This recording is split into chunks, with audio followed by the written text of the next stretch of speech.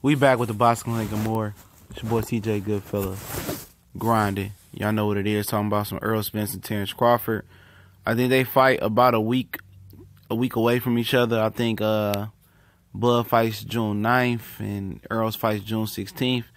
There's been no formal announcement of Errol Spence and Carlos Ocampo. I'm waiting for that formidable announcement to come out before I book my stuff to go to Dallas, Texas to check out Errol Spence.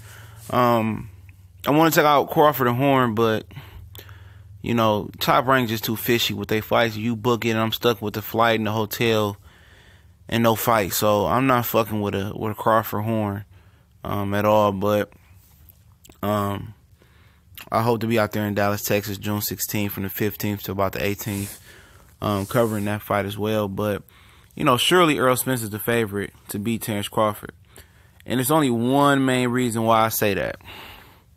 It's because, you know, Terence Crawford hasn't fought at welterweight. Everything people talk about Crawford, you know, potentially doing that welterweight is speculation. It's really speculation. You saying that Crawford did hit this hard, he this fast, or he's this strong at welterweight is speculation.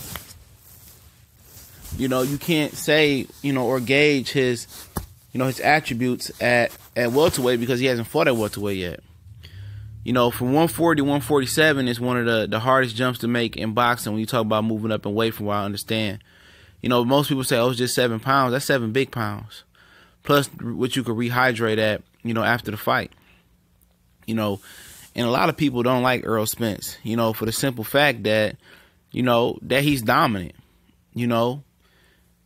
And it's not like, you know, you can put him in the class with the Charlos as far as, you know, him being vocal and confident and borderline arrogant.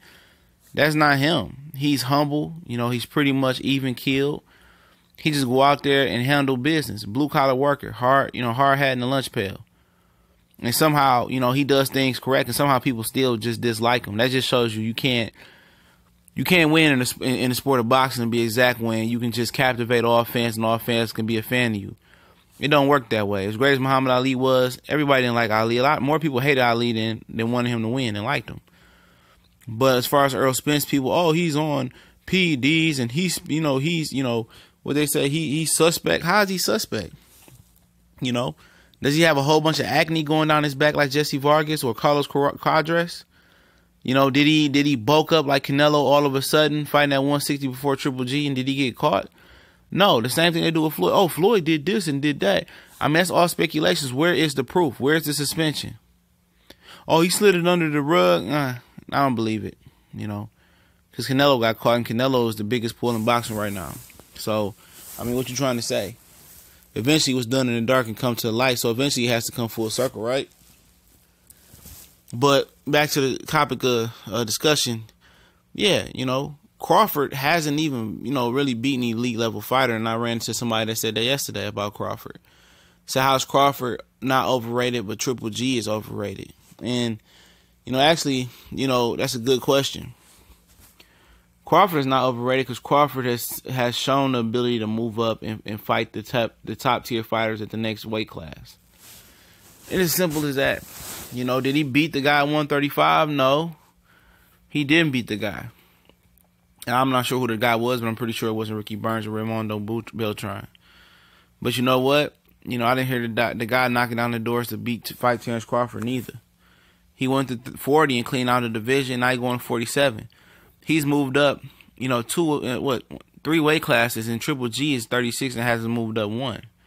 So he's shown the ability to be proactive in trying to go be a star and try to go be great in his career. And he's become undisputed, and he didn't leave it up to chance. He sat there and made it happen and paid $100K and sanctioned the body fees. Triple G has done none of that. You know, Crawford has beat champions. You know, like it or not, if Ricky Burns was a champion or not. Like it or not, you know, if Postal was a champion, or, you know, Ndongo was a champion, you know, or this guy was, he beat champions. Triple G was 2 interim titles turned regular titles in the WBC and the WBA. He didn't go out there and have a championship caliber fight. Those were interim titles versus Rubio, and Canelo gave him the belt. And versus some guy in Germany or something like that, they turned into a regular WBA title.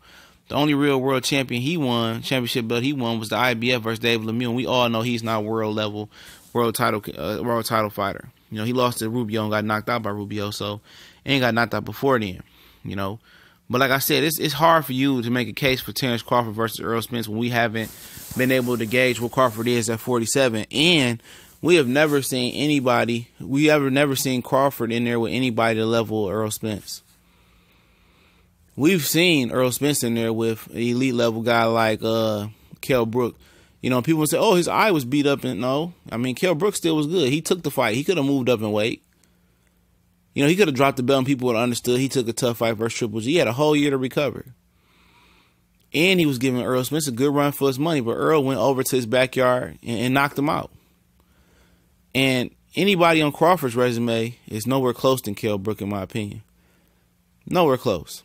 You know, Crawford hasn't beat the creme de la creme of opposition yet. But guess what? He's willing and able to do that. You know, Jeff Horn is a step up in competition for him. Like it or not. A big, physically strong, dirty, rugged, awkward welterweight with a good jaw. You know, he knocks out Jeff Horn and makes a statement on Jeff Horn. Then we can start talking about Errol Spence and him versus Danny and Sean Porter. But right now, Errol Spence is the favorite. Just, I mean, if you like it or not. He's a heavy favorite because you looking at something that you know what it is at welterweight. You know what he brings to the table. He's a great fighter at welterweight. Guys not running to fight him right now because they're waiting on Keith Thurman. Terence Crawford is 0-0 at welterweight. It's basically turning over a new leaf. This is a new start for Crawford. This is a whole different type of race. Now he's fighting guys that he don't have every significant advantage over like he did at 30 and 40. Either he was, longer, bigger, taller, and hit harder than Gamboa or whoever it may be. Or he was just too skilled for Raymondo Beltran, or too skilled for Derijan, or he was too quick, fast, for Victor Postal. He was too much of an athlete for him. Postal was too stiff. Or he was just too experienced and seasoned for a guy like Julius Ndongo. He was a different specimen. That won't be the case at 147. I bet you my pretty penny on that. Now he's fighting guys that not only are physically more, gifted than him, in my opinion, when you're talking about just size and rehydrating like Errol Spence and Keith Thurman, they fast just like him, explosive. They don't have as many gaping holes as they in their game like other guys had. And they got skills. So Crawford is really gonna show if he is the pound for pound fighter that most believe he is at welterweight. If he dominates welterweight, I think that stamps his credentials for the Hall of Fame. Even if he dominates and become the number one guy at welterweight, even if his career stops at that point. But like I said, he won't be the longest, he won't be the tallest, he won't be the strongest, fastest, quickest. He gonna have to be the most skilled. He gonna have to be the smartest guy to clean out the welterweight division. And that's real shit. He not gonna be able to be anything short of the best in skill level and the best in IQ. It won't be anything short of that. He's going to lose. He's a good fighter. But to try to gauge him and say that, oh, he'd be Errol Spence because of this, that, and that, you ain't seen him fight at welterweight yet. You ain't even seen him fight nobody that's close to the level of Errol Spence. You haven't seen him fight anybody that's close to the level of Sean Porter, Danny Garcia, or Keith Thurman. It's not his fault. That was the hand that he was dealt at 35 and 40. And 135 has been very, very weak for a long time. From top to bottom, the opposition has not been very, very heavy.